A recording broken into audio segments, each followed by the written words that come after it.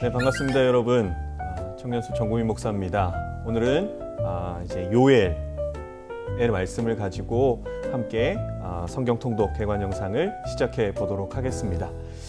이제 요엘이라고 할 때 이 선지자 요엘이라는 부분에 있어서는 어느 시대에 활동을 했는가, 또 성경의 다른 부분에 어떻게 기록이 있는가에 대한 부분은 좀 많지 않아요.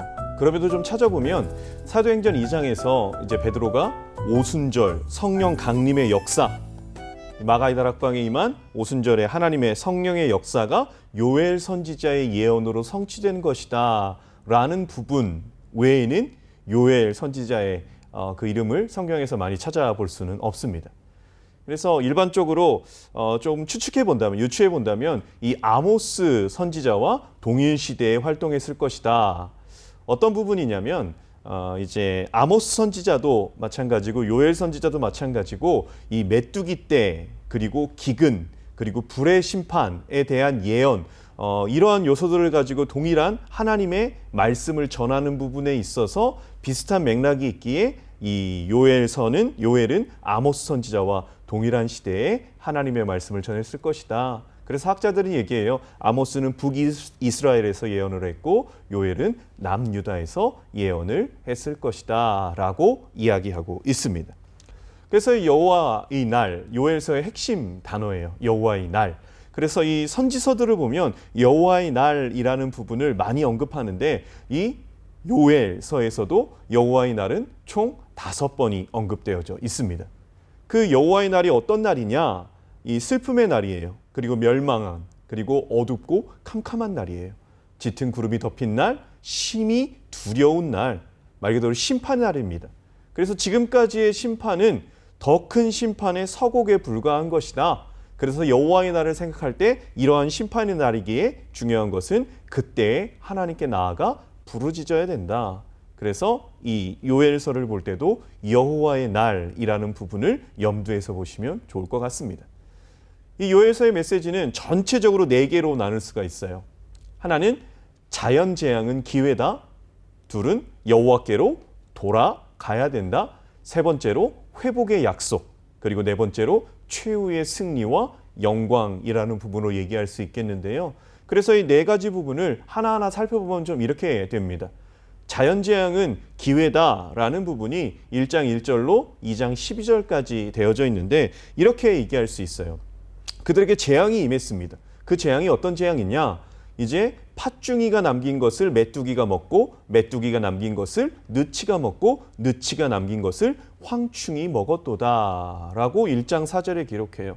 이 4개의 곤충이 한 곤충이 먹은 것을 다음 곤충이 또 먹고, 그 남은 것을 그 다음 곤충이, 남은 것을 그 다음 곤충이, 그래서 연속성상으로 계속해서 나타나는 이 곤충의 재앙, 그래서 메뚜기의 재앙에 대한 부분을 기록하고 있지요. 이것은 단순히 풀과 곡식뿐만이 아니라 나무에까지도, 그래서 포도나무와 무화과나무, 그 열매, 가지, 심지어는 나무 껍데기까지 이들이 모두 다 갉아먹었다라는 부분으로 요엘서는 기록하고 있어요. 그래서 이렇게 보면 이제 코로나가 작년부터 있었죠. 근데 이제 작년에 한 2020년 2월 정도 때 코로나가 이제 전 세계적으로 또 발발되면서 어려움을 겪는 시기 속에 아프리카 지역을 중심으로 이 사막 메뚜기라고 해서 사람 거의 팔뚝만 해요. 이런 메뚜기 떼가 이제 수천억 마리가 나타났다라는 거예요. 그래서 아프리카 지역과 그리고 중동 지역과 그리고 파키스탄과 인도를 넘어서 중국 근경까지 이제 이 메뚜기 재앙이 나타났다라는 것이 작년 기사만 찾아봐도 실제적으로 나타나는 부분입니다. 이러한 메뚜기. 그래서 사진에서 보다시피 이 메뚜기가 지금 하늘을 뒤덮고 있는 거예요. 그리고 10계명의 재앙 속에서도 이 10가지 재앙 속에서도 이 메뚜기 재앙에 대한 부분이 언급되어 있지요. 이러한 자연 재앙, 메뚜기 재앙, 이들이 임한 재앙, 요엘 시대 때 사람들에게 이러한 재앙이 임했다라는 겁니다.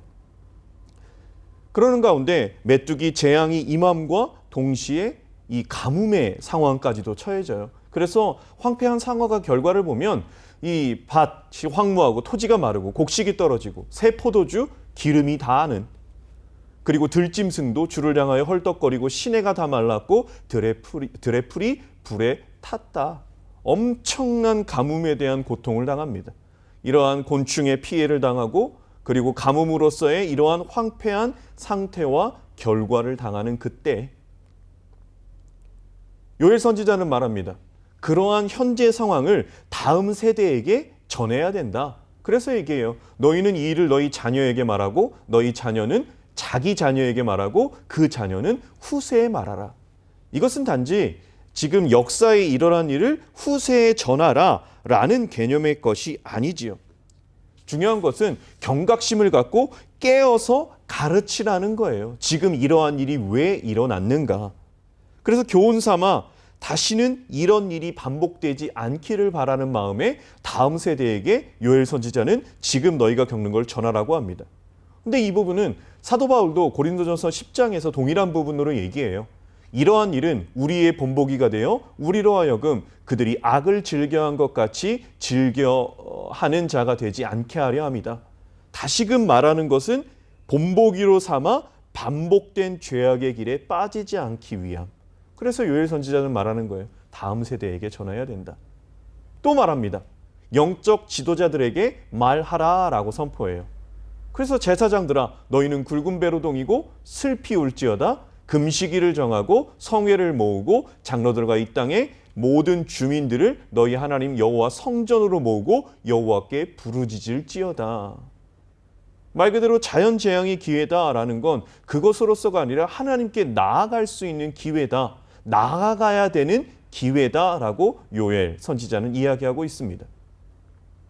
오늘날에도 많은 재앙들이 일어납니다. 그래서 돌연히 발생하는 전염병들, 사람과 가축에게 나타나는. 그래서 우리는 익히 알고 있어요. 조류독감도 그렇고 광우병도 그렇고 또 사람에게 발병되는 사스나 메르스나 지금은 코로나19 바이러스로 전 세계가 너무나 어려운 상황에 처해져 있지요. 그러한 어떤 질병뿐만 아니라 홍수, 가뭄, 지진, 이러한 자연재해, 경제적 대혼란, 사회적 불안, 국가적 재난, 재앙, 엄청난 산불, 쓰나미 등등 이런 부분들이 일어났을 때 나타나는 현상이 뭐냐면 하나님에 대한 이해가 흔들린다는 거예요. 어떤 이들은 말해요. 신은 없다. 하나님은 없다.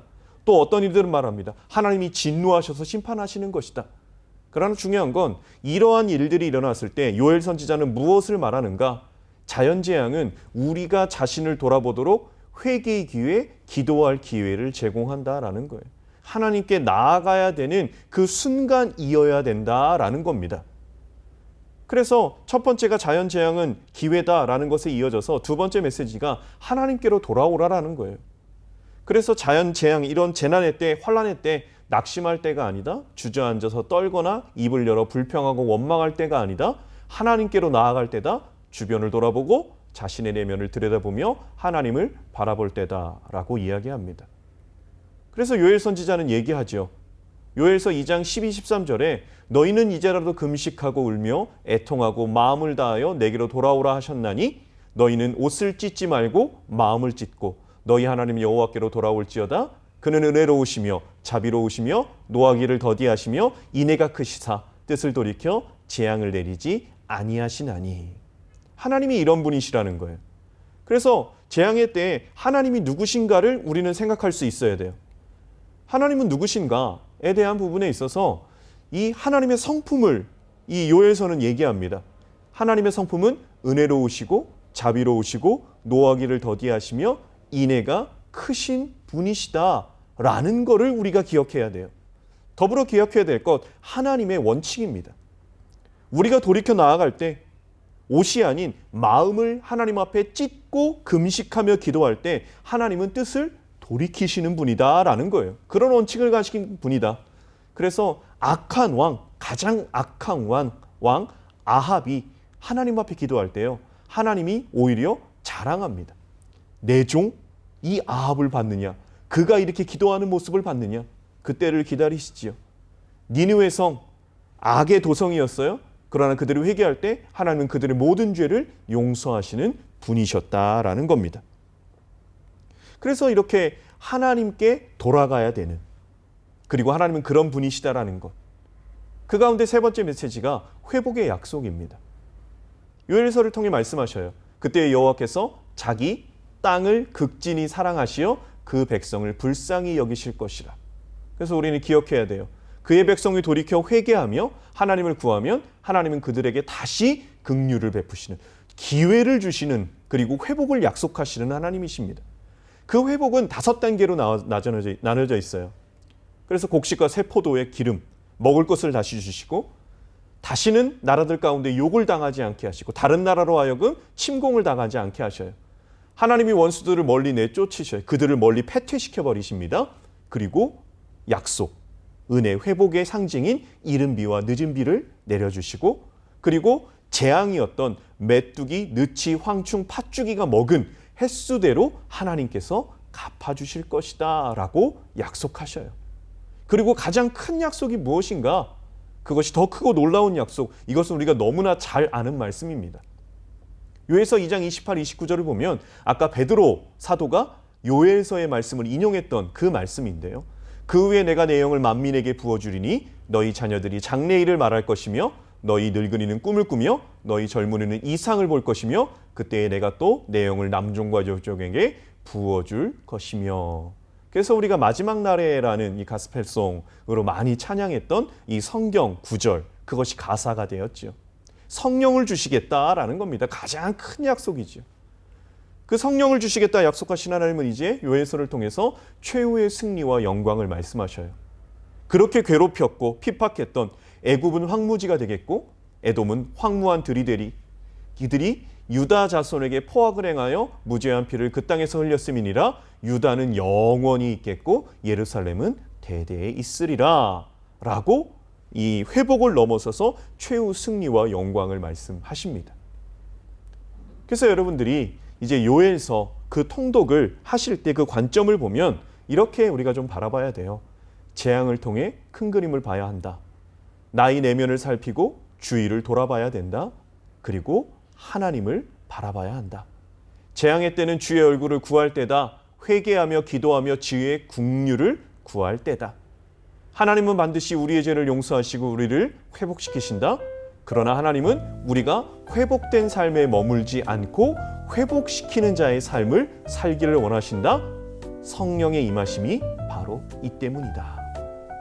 여러분들 요엘서를 읽으시며 지금의 시기 속에서, 환난과 어려움의 시기 속에서 우리가 가져야 될 생각과 자세가 무엇인지, 그리고 우리가 성령의 임하심 속에 어떻게 살아가야 되는지 귀한 깨달음 속에 하나님의 말씀을 읽는 여러분들 되기를 소망합니다. 요엘서도 계속해서 이어지는 성경 통독도 힘내서 하나님의 말씀을 읽어갑시다.